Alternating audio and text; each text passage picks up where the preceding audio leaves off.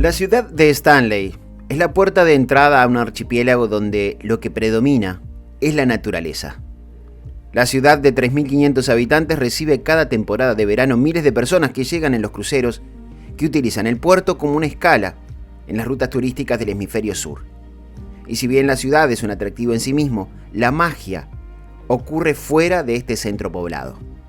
Por eso en esta oportunidad, junto a los colegas de Paraguay, Argentina y Chile que forman parte de la delegación que integro, nos dirigimos a uno de los sitios más impresionantes de las islas, donde conviven colonias de pingüinos con miles de ejemplares de 3 especies diferentes.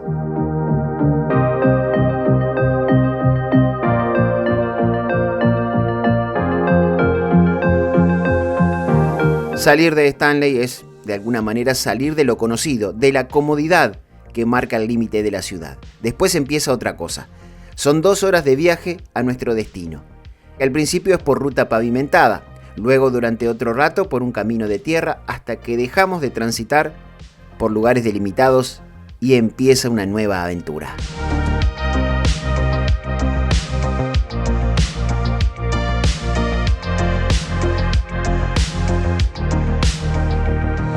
Aquí el viaje se transforma en una travesía a campo abierto, por un terreno irregular, blando en partes, duro en otras, y con la sensación de que el rumbo lo marca la experiencia del conductor y no tanto las huellas de vehículos que anteriormente pasaron por este lugar.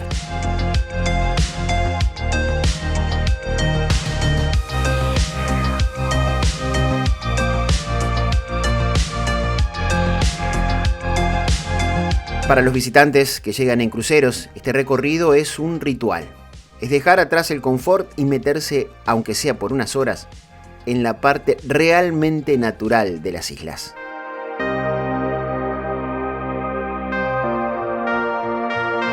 Luego de un viaje largo, pero muy disfrutable, en determinado momento llegamos a nuestro destino sin demasiados anuncios ni verlo previamente.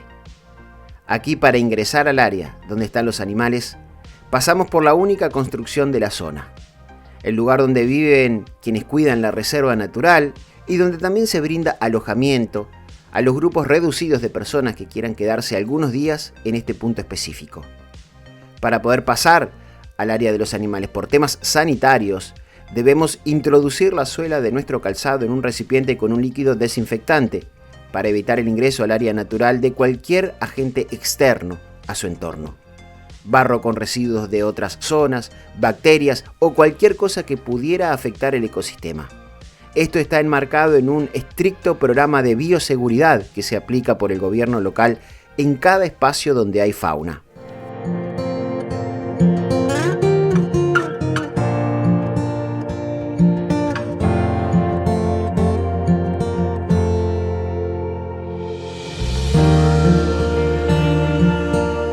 Lo primero que sobresale en el paisaje es una playa muy larga, casi inesperada, diría yo.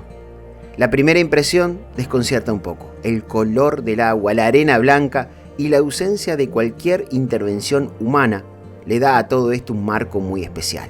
A lo que se le van sumando, de a poco, los pingüinos, que van apareciendo tímidamente en el paisaje de a 2 o 3, y que, como si fuera un espectáculo coordinado para causar más impacto, de repente empiezan a aparecer en grupos más numerosos.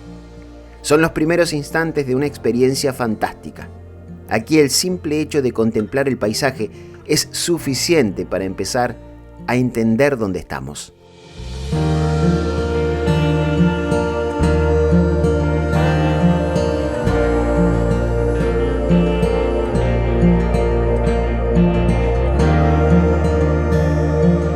En esta parte de la isla Soledad hay 3 colonias de pingüinos. La más numerosa es la del pingüino rey, verdadero personaje del ambiente. En el primer contacto con la especie pude apreciar cómo un grupo numeroso iba al encuentro de otros 3 que venían de otra punta de la playa. Un instante sencillo, pero que deja ver lo simpático que son estos ejemplares con su color característico y muy llamativo, sobre todo en el cuello y en la cabeza.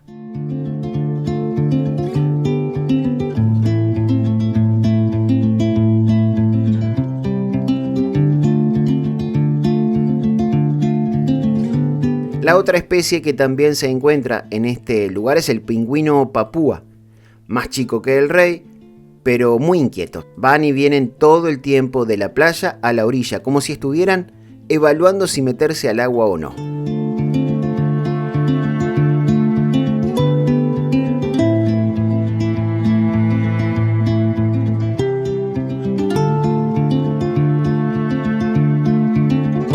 Esta interacción entre especies en la costa es normal. Aquí comparten el espacio sin problema. Donde parece estar un poco más delimitado el lugar según la especie es en la zona donde anidan. Si la primera impresión al verlos en la playa fue agradable, ¿qué decirles de la llegada hasta donde está el número más grande de pingüinos rey? Como si se tratara de un nido gigante, con ejemplares de todos los tamaños, desde huevos, pasando por pichones recién nacidos y otros ya más crecidos.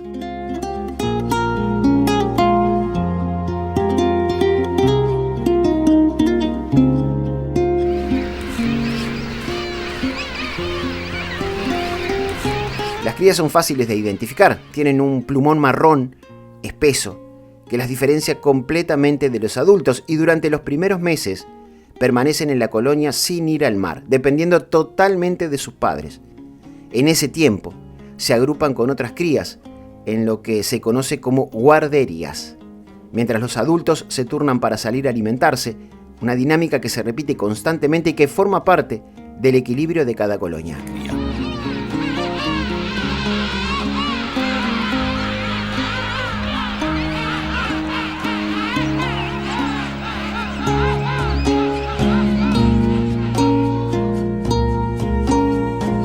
El pingüino rey es el segundo pingüino más grande del mundo. Tiene una forma de organizar su vida en colonia característica de su especie. A diferencia de otras aves, no construye nidos. El huevo nunca toca el suelo. Se mantiene siempre sobre las patas, cubierto por un pliegue de piel que funciona como una bolsa incubadora. Una adaptación clave para resistir el frío y la humedad.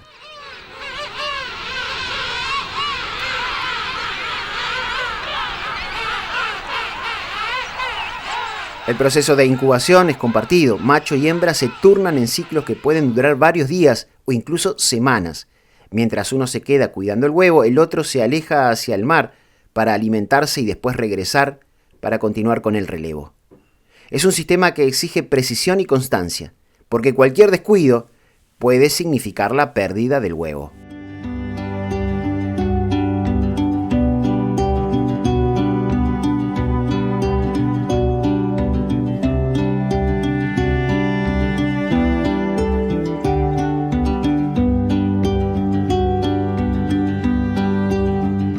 Lo que hace más impresionante esta experiencia es que los animales no se alteran ante nuestra presencia, como si existiera un pacto en el que si no se los molesta, ellos permiten que los contemplemos de muy cerca. Aquí no hay jaulas, no hay vallas, no hay mamparas. Aquí hay respeto por el espacio que les pertenece. Aquí la naturaleza manda y el humano es un simple espectador.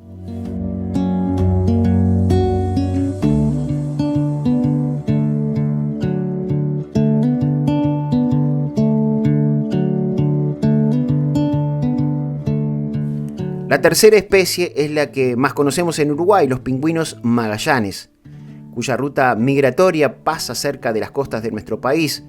Lamentablemente los que llegan a nuestras costas lo hacen heridos o empetrolados. Las jornadas de liberación que ha llevado a cabo a lo largo de su historia la ONG Socobioma en Maldonado hace visible la especie y también el esfuerzo por su reintroducción al hábitat natural.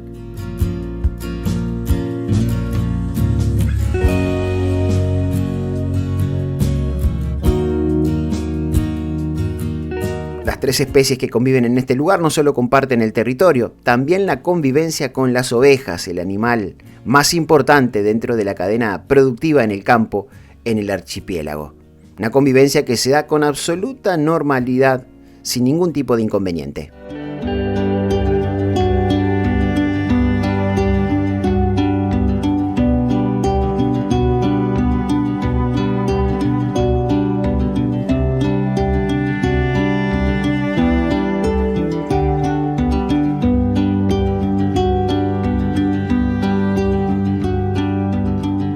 Si bien los pingüinos son uno de los atractivos naturales más importantes de todo este conjunto de islas, no son los únicos.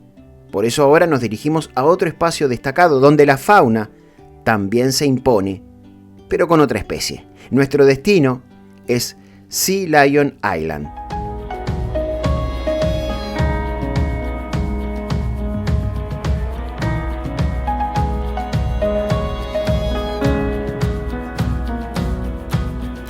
El espectáculo de la naturaleza se impone, pero estos recorridos también nos permiten conocer algunas curiosidades vinculadas, por ejemplo, a las historias de los barcos de carga que pasaban por esta parte del planeta hace siglos. Barcos que muchas veces naufragaban dada la hostilidad del clima en esta región del hemisferio sur. Este es uno de los tantos naufragios que hay en los alrededores de la isla y hay que tener en cuenta la dificultad de los primeros navegantes que llegaban a esta parte del planeta. Además, tenemos que sumarle que había un tráfico comercial muy importante. Por ejemplo, este barco, que es del siglo XIX, iba llevando mercadería de la costa este a la oeste de Estados Unidos. Miren ustedes, todavía no existía el Canal de Panamá, todavía no existían vías de comunicación terrestre dentro de los Estados Unidos que permitiera justamente el intercambio de una costa a la otra dentro del propio Estados Unidos. Y bueno, eso hizo que el flujo comercial naval fuera abundante, fuera bastante importante por estas tierras. Y bueno, eso llevó también a varios naufragios, teniendo en cuenta lo complicado que es la navegación en esta zona. Este barco, por ejemplo, entre otras cosas, llevaba whisky, miren ustedes. Y algunos de los sobrevivientes de este barco, que se llamaba Santa María, fue caminando hasta una casa que hay a varios kilómetros de este lugar, donde pidió auxilio en primera instancia y donde, según nos cuentan, luego terminó trabajando en el lugar. Era algo que sucedía, no era tan fácil volver a tomarse un barco y regresar de donde fuera esa persona, un sobreviviente además de un naufragio. Por eso muchas veces se quedaban trabajando a cambio de esa ayuda que recibían en lugares como por ejemplo esta isla.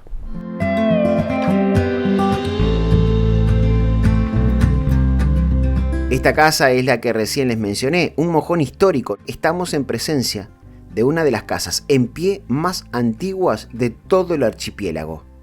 Una demostración real de cómo eran las viviendas hace más de 150 años en un lugar donde vivir en ese entonces era bastante más complicado que ahora. Bueno, y hasta este lugar, que está a varios kilómetros de distancia donde encalló el barco, fue que llegaron los náufragos para pedir ayuda.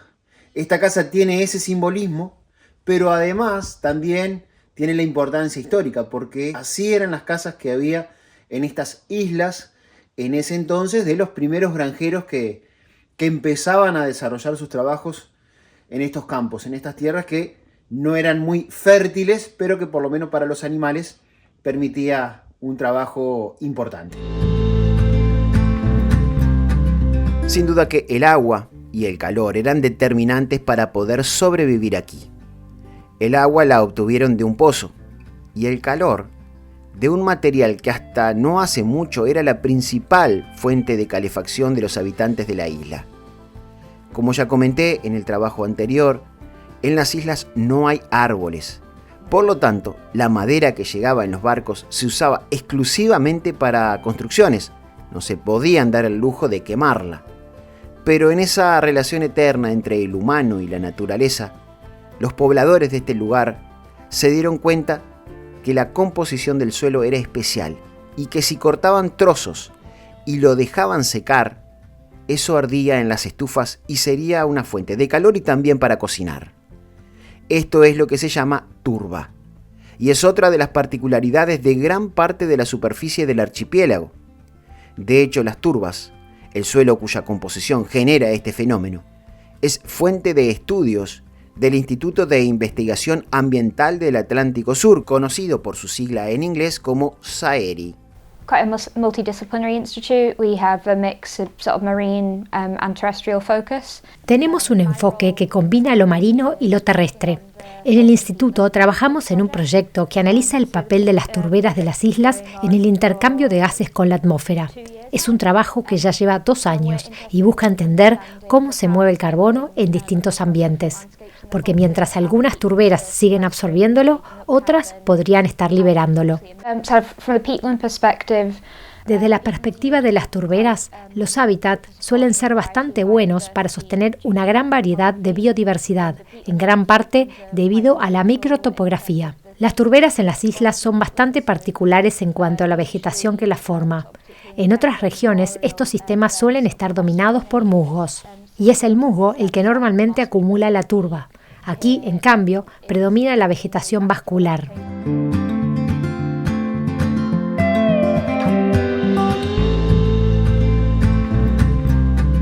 La jornada es larga, por eso este tipo de paseos, que duran varias horas, incluyen el almuerzo, que aunque sea algo casual en un entorno como este, tiene un sabor especial.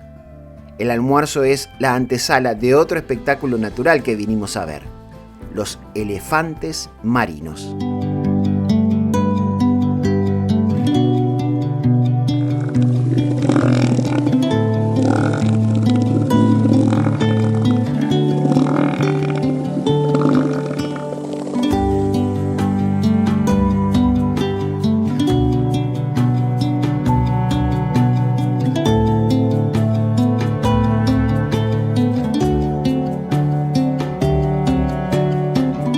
Personalmente había tenido la posibilidad de ver algunos elefantes marinos en la isla de Lobos, en Uruguay. Incluso últimamente han aparecido en nuestras costas, pero nunca los había visto en tanta cantidad.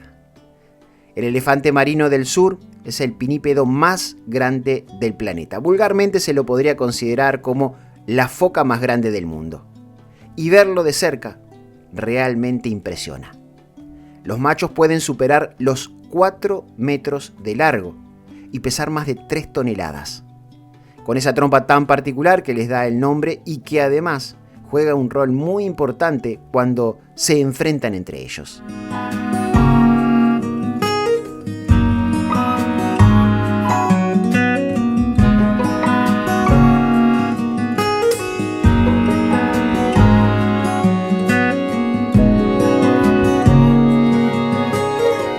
Durante la temporada reproductiva, estos animales se agrupan en grandes colonias sobre las playas. Ahí es donde todo pasa. Los machos compiten por el territorio y por las hembras, en enfrentamientos que pueden ser muy intensos, aunque rara vez llegan a ser mortales.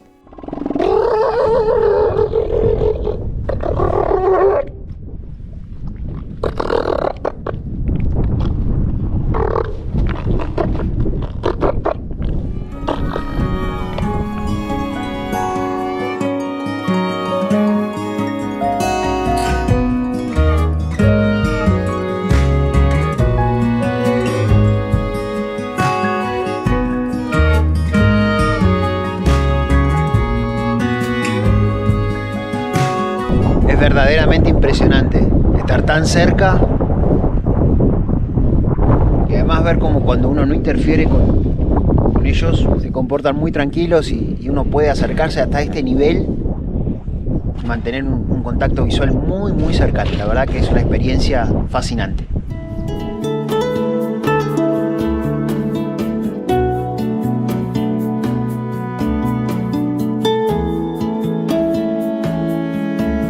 En el agua es donde los elefantes marinos muestran otras de sus increíbles capacidades. Son buceadores extraordinarios, capaces de sumergirse a grandes profundidades durante largos periodos para alimentarse de peces y calamares en aguas frías y muy oscuras.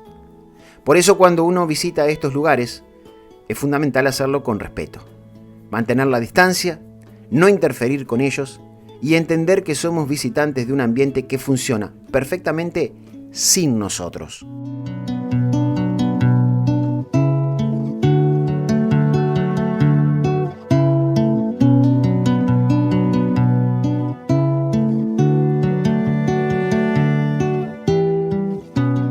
Este fue otro recorrido por un lugar que te acerca a un mundo de naturaleza fantástico, en estado puro y que impacta. Son vivencias que trato de contar y mostrar, pero que sin dudas dejan una huella en mí que perdura para siempre. Porque hay cosas de la naturaleza que no siempre se pueden explicar. A veces simplemente se sienten.